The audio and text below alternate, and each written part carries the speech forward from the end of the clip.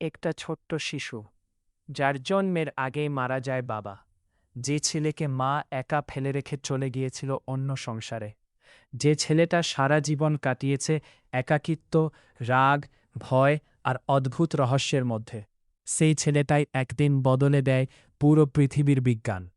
Visual ধীরে ধীরে নিউটনের পোর্ট্রেট দেখা যাচ্ছে। মানুষ তাকে বলে স্যার আইজ্যাক নিউটন।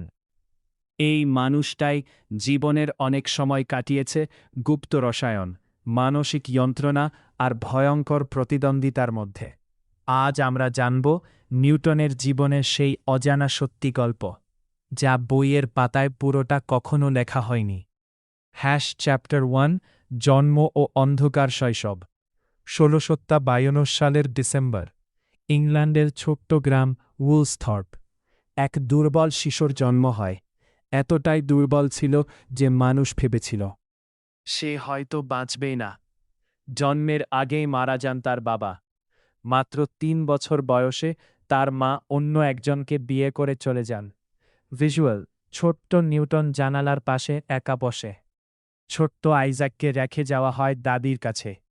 এই একাকিত্ব, এই অ্যাব্যান্ডনমেন্ট তার পুরো জীবনকে বদলে দেয়।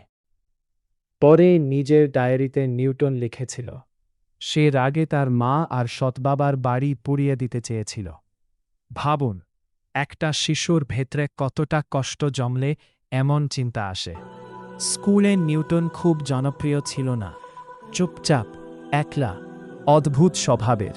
কিন্তু আর মাথার ভেতর চলত অন্যরকম এক পৃথিবী। সে খেলনা ভেঙে নতুন জিনিস বানাত, কাঠ দিয়ে উইন্ডমিল বানাত, পানির গড়ি বানাত। মানুষ বুঝতে পারেনি এই নীরব ছেলেটাই একদিন পৃথিবীর ইতিহাস বদলে দেবে।